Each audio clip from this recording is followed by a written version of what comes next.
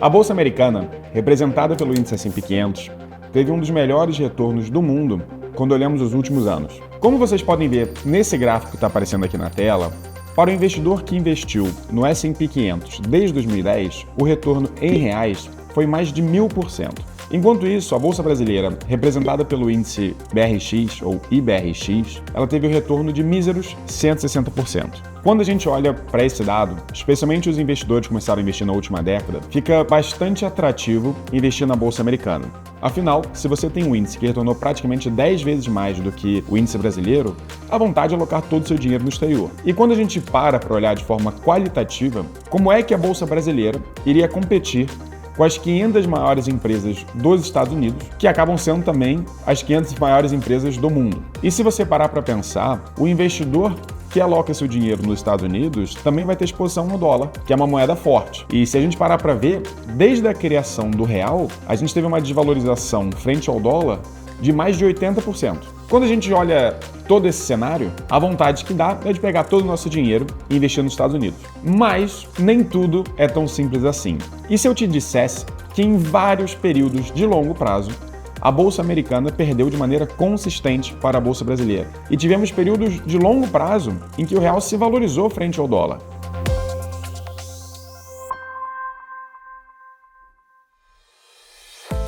Olá a todos, meu nome é Felipe Spritzer, eu sou o CEO e fundador da Portfel, a consultoria patrimonial do Grupo Primo. E nesse vídeo eu vou falar um pouquinho sobre o índice S&P 500 e se nós deveríamos colocar todo o nosso dinheiro no exterior. Bom, para ficar todos na mesma página, a gente primeiro precisa dizer o que é o S&P 500, ou S&P 500. Ele é um índice criado pela S&P, em que você tem uma carteira teórica que investiria de maneira ponderada em basicamente as 500 maiores empresas dos Estados Unidos. Obviamente, alguns outros critérios são utilizados, mas de maneira geral podemos dizer que são as 500 maiores empresas da economia americana listadas em bolsa. Esse índice é o principal índice acionário do mundo. Basicamente, todas as pessoas que investem em renda variável conhecem o S&P 500. Ele, além de ser um representativo importante da Bolsa Americana, também existe há muitas décadas. E, basicamente, a maioria dos estudos que medem o retorno da Bolsa Americana ao longo do tempo utilizam o S&P 500 como base. Vai gravar? Você tá gravando, cara? Sobre isso que eu. Pô, cara, cabelo, né? O índice S&P 500, ele é um representante importante da economia, mas ele também serve para gestores de fundos de ações americanos poderem ter um comparativo para justificar a sua performance. Ou seja, quando você contrata um gestor ativo de ações, a ideia é que ele bata um determinado benchmark, um determinado índice de referência. Na grande maioria das vezes, esse índice é o próprio S&P 500. E nós temos uma série de estudos que mostram que o S&P 500 tem retornos tão interessantes e tão consistentes que a grande maioria dos gestores ativos, ou seja, aqueles que tentam escolher as melhores ações no melhor momento de mercado, perdem para o S&P 500 no longo prazo, mas isso é assunto mais aprofundado para um outro vídeo. Além disso, embora o S&P 500 ele seja apenas um índice e não seja possível investir diretamente no índice, existem ferramentas como fundos e ETFs, que são fundos negociados em bolsa, que permitem que você invista em uma carteira que vai tentar replicar esse índice da maneira mais barata e mais fidedigna possível. Geralmente, os investimentos são feitos através de ETFs. Eles possuem uma série de vantagens, como normalmente serem mais baratos, e você tem um mecanismo de diferimento do imposto de renda. Ou seja, o ETF, como você não fica rodando a sua carteira, como você deveria fazer se quisesse copiar o S&P 500, você investe apenas num produto e esse produto faz todas as alocações. Isso permite que você não tenha o pagamento de imposto de renda pelas transações que estão sendo feitas dentro do fundo. Então, se você compra um ETF que investe no índice S&P 500, por exemplo, na grande maioria das vezes, você vai ter um investimento e você não vai pagar impostos sobre esse ganho de capital até o momento que você realiza a venda. Então, muitas vezes, investir através de ETFs pode ser uma vantagem bastante importante, especialmente porque grande parte dos gestores ativos de ações perdem para o S&P 500, que é replicado por alguns desses ETFs. Agora que a gente entendeu um pouquinho mais sobre o que é o S&P 500 e a importância dele para investidores de renda variável ao redor do mundo, a gente vai fazer algumas comparações com a Bolsa Nacional para entender se valeu mais a pena investir na Bolsa Nacional ou na Bolsa Americana. Em linhas gerais, a gente fez vários comparativos entre o IBRX. Embora a maioria das pessoas utilize o Ibovespa como índice de referência, nós preferimos utilizar o IBRX, que basicamente vai pegar as 100 empresas de maior capitalização na Bolsa Brasileira para fazer a comparação com o S&P 500. A gente entende que esse índice é um pouco mais robusto e permite uma comparação mais fidedigna com a realidade. Antes de seguir com os resultados dessas comparações, é importante lembrar que a nossa moeda existe há pouco tempo. Então nós fizemos comparações começando em 1995, um pouquinho depois da criação do Plano Real. Embora o S&P 500 já exista há muito mais tempo do que isso, a gente teve que reduzir esse tempo de comparação para ter uma comparação mais justa. Vocês estão curiosos para saber o que foi melhor? Bolsa americana ou Bolsa brasileira? Antes de seguir com o resultado dessa análise, eu peço para você curtir esse vídeo, deixar seu comentário e compartilhar com quem se interessa em saber de maneira mais científica sobre o mercado financeiro. E se você tivesse que escolher entre S&P 500 e IBRX, o que seria o melhor? Que rufem os tambores? A resposta certa é os dois. Sim, eu estou ciente que essa resposta é um pouco decepcionante e que a maioria das pessoas vai procurar apenas uma coisa para investir e acertar os melhores investimentos no longo prazo. Mas a grande realidade é que, conforme a gente vai mostrar nos dados abaixo, ambos índices tiveram performances razoáveis e, em diferentes janelas de tempo, se comportaram de maneira muito distinta, fazendo com que um seja ganhador numa janela e outro seja ganhador em outra janela. Para deixar um pouquinho mais claro, a gente vai comparar como é que foram esses retornos, falar um pouquinho sobre janelas móveis, quando a gente pega o investidor que investe, por exemplo, em 1995 até 2000, depois de 96 até 2001, 97 até 2002, para que a gente possa ver como é que uma pessoa teria sua rentabilidade se ela investisse começando em diferentes janelas. Além do retorno acumulado no longo prazo, essa análise de janelas móveis permite que a gente possa ter uma ideia de consistência dos indicadores e faz com que a análise seja um pouco mais completa do que apenas olhando resultados. Com isso em mente, vamos aos dados. A gente vai começar analisando períodos de 10 anos, porque afinal de contas, se você investe em renda variável, o período mínimo que você deveria considerar para começar a ser longo prazo seria um período de 10 anos. Como é que a gente fez essa análise em períodos de 10 anos? A gente pegou a janela, por exemplo, de 31 de janeiro de 1995 até 31 de janeiro de 2005, e isso foi um período de 10 anos. Se você avança um dia, você tem de 1º de janeiro de 1996 até 1º de janeiro de 2006, você vai ter outro período de 10 anos. E você pode fazer isso várias vezes e você vai ter milhares de cenários em que você tem um retorno de 10 anos. Basicamente ali, como a gente começou em 95, a gente foi até o final de 2023, a gente tem um pouco mais de 4.000 cenários em que a gente analisou, tá? Períodos de 10 anos. E em todos esses cenários a gente comparou o que teria sido melhor, ter investido ao longo desses 10 anos no IBRX ou ter investido no S&P 500. E quando você para olhar o resultado, a grande realidade é que em 55% do tempo, a Bolsa Brasileira teve um retorno maior num período de 10 anos do que a Bolsa Americana, representada pelo S&P 500. Poxa, Felipe, então você está me dizendo que nos últimos 30 anos, na maior parte dos períodos de 10 anos, a Bolsa Brasileira venceu da Bolsa Americana? Sim. E no gráfico que está aparecendo aqui na tela para vocês, ele representa a diferença do retorno da Bolsa Brasileira para a Bolsa Americana.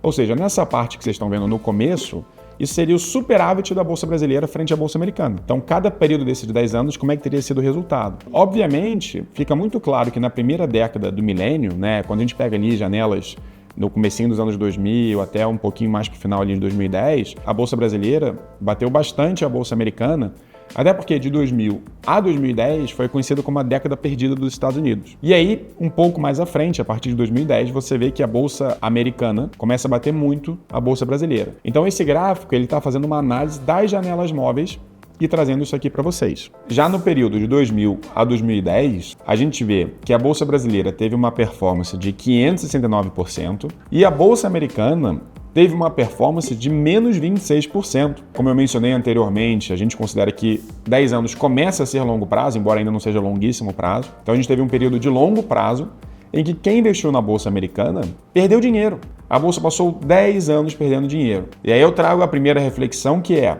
quando a gente investe em renda variável, é importante entender que a gente está comprando mais risco, não necessariamente mais retorno. As pessoas costumam dizer muito, né? Quanto mais arriscado, mais retorno. Isso não é sempre verdade. Quanto mais arriscado, mais arriscado. O retorno pode vir ou não. Ele vai ser uma consequência, né, do que aconteceu nessa janela de tempo. Então existem investimentos muito arriscados que no longo prazo vão muito mal, até perdem tudo, e alguns que vão muito bem. Essa é a grande diferença quando você investe em renda variável. Você não sabe o que vai acontecer, porque se você soubesse o que vai acontecer, todo mundo investiria em renda variável. E o outro ponto que as pessoas costumam trazer quando eu mostro esse gráfico é, poxa, Felipe, ok, de 2000 a 2010 a Bolsa Americana perdeu para a Bolsa Brasileira, mas pelo menos eu estou colocando meu dinheiro numa moeda forte, estou colocando em dólar. E nessa janela de 2000 a 2010, o dólar se valorizou. O primeiro ponto é, ok, e eu queria perguntar até para você que está assistindo em casa, pode até dar um pause depois que eu terminar aqui, qual foi a valorização que o dólar teve frente ao real no período de 2000 a 2010? Bom, se você não sabe a resposta, ou se você imaginava alguma outra coisa, o gráfico aqui na tela vai mostrar pra gente. A grande realidade é que o dólar se desvalorizou frente ao real no período de 2000 a 2010. O dólar caiu 2,67% frente ao real nessa janela. Então foi uma janela de longo prazo em que o dólar também se desvalorizou. Porque essa é outra coisa que eu escuto bastante, né? O dólar sempre se valoriza.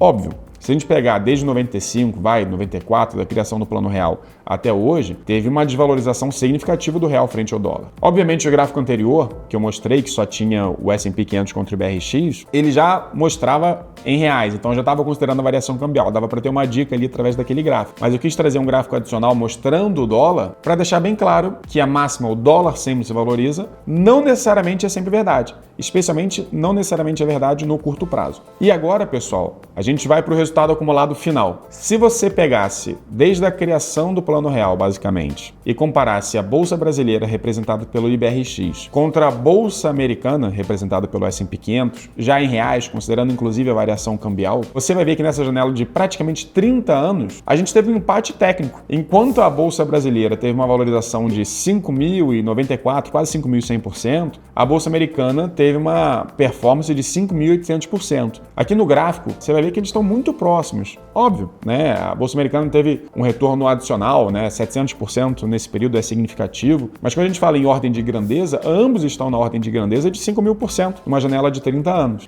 Então a grande realidade é que quem investiu nos dois e segurou por 30 anos, que é o mais difícil das pessoas fazerem, né? A gente vê que no gráfico tivemos vários percalços, tivemos a década perdida nos Estados Unidos, tivemos a crise financeira, né, 2008, a crise das asiáticas, tivemos no Brasil impeachment, Wesley Day, Covid em ambos os países, né? Tivemos vários e vários momentos de muita dificuldade, mas a performance foi extremamente elevada quando a gente olha para esses dois indicadores. E aí, pessoal, para finalizar, o que eu considerei? Vamos supor que você tivesse uma carteira em que você tem 50% em Bolsa Brasileira e 50% em Bolsa Americana. Toda vez que a Bolsa Americana subisse um pouquinho, agora a Bolsa Americana subiu, a Bolsa Brasileira nem tanto. E aí, passivamente, eu fiquei com 55% em Bolsa Americana e 45% em Bolsa Brasileira. Nesse momento, automaticamente, eu iria vender esse pedaço que subiu e aplicar em Bolsa Brasileira de volta. É o que a gente chama de rebalanceamento de carteira. Se você faz isso frequentemente ao longo desses últimos quase 30 anos, vocês podem olhar aí no gráfico que a gente vai ter uma carteira chamada 50SP, de 50 S&P 500 e 50 IBRX. Essa carteira, ela teve um retorno de 8.772%, muito maior do que o S&P 500 e muito maior do que o IBRX. E acreditem se quiserem, mas, além de tudo, ela também teve um risco menor. O risco a gente entende aqui como a volatilidade dessa carteira. Então, tanto a volatilidade dessa combinação de ativos foi menor, porque eles são ativos descorrelacionados, muitas vezes quando um sobe o outro cai e vice-versa. Você teve uma carteira com mais retorno e menos volatilidade. Então, não necessariamente você precisa escolher entre BRX e Bolsa Americana. Na verdade, o que esse estudo mostrou é que você tendo uma combinação dos dois e constantemente rebalanceando essa carteira para que ela ficasse próxima ali dos 50-50, você teria retornos melhores e menos risco. E nesse momento, muitas pessoas falam assim, poxa, Felipe, mas isso foi nos últimos 30 anos. O que vai acontecer daqui para frente? A grande realidade é que a gente não sabe o que vai acontecer. A gente não tem como saber. Eu já mostrei em outros vídeos aqui no canal que a tentativa de fazer market timing, ou seja, ficar tentando acertar o que vai acontecer com o mercado, na grande maioria das vezes vai dar errado. Inclusive as principais projeções econômicas que aparecem no relatório Focus, de casas de análise, de bancos e por aí vai, elas na grande maioria das vezes estão erradas. Então, para o sucesso do investidor de longo prazo, Parece clichê, né? A gente sempre fala isso, você manter seus investimentos por bastante tempo. Obviamente, bons investimentos e seguir monitorando isso. Mas a grande maioria das pessoas, mais que escute e repita muitas vezes que o longo prazo é o que importa, está sempre tentando trocar e acertar o que é melhor do momento. Quando a gente tem vários estudos que mostram que, na verdade, ter uma carteira bem balanceada 100% do tempo e não tentando descobrir o que fazer, é o melhor no longo prazo. Inclusive, né, acho que muitas pessoas que vão assistir esse vídeo vão falar, poxa, agora eu vou montar uma carteira 50% bolsa americana, 50% bolsa brasileira e vou fazer isso pro resto da vida. Tem alguns disclaimers importantes aqui, né? O primeiro é que isso não se trata de uma recomendação de investimento. Isso foi um estudo mostrando como é que é importante a gente ter uma diversificação dos nossos ativos. Porque a gente poderia ir bastante além, e a gente vai fazer isso em outros vídeos do canal, mas comparando também com renda fixa brasileira, renda fixa americana, investimentos globais. E você vai vendo que tanto a questão de retorno e de risco pode ir melhorando se você faz um bom balanceamento. E o segundo, que é uma questão de perfil. Nem todo mundo tem um perfil adequado para investir em renda variável. E tudo bem. As pessoas têm momentos de vida diferentes, necessidades diferentes. Então, por mais que eu tenha mostrado aqui nesse vídeo um foco bastante grande em renda variável, a renda fixa também é bastante importante. E para alguns investidores, a carteira vai ser basicamente só renda fixa. E também tudo bem se isso estiver adequado ao momento de vida desse investidor ou dessa investidora. Então, eu queria lembrar que isso não se trata de uma recomendação de investimento. Existem vários e vários outros ativos que podem ajudar ainda mais a sua carteira. Mas eu queria trazer aqui a importância que a gente tem na diversificação dos ativos e mostrar que não necessariamente bolsa americana é melhor do que bolsa brasileira e vice-versa, mas que, como quase tudo que a gente estuda, a diversificação acaba sendo a melhor maneira de investir. Por isso, eu queria pedir para você deixar seu like, escrever seu comentário falando o que você gostaria de ver nos próximos vídeos e também que você se inscrevesse no canal e compartilhasse com quem pode se interessar com os nossos conteúdos. Muito obrigado por ter assistido esse vídeo até o final, espero te ver em breve. Um grande abraço.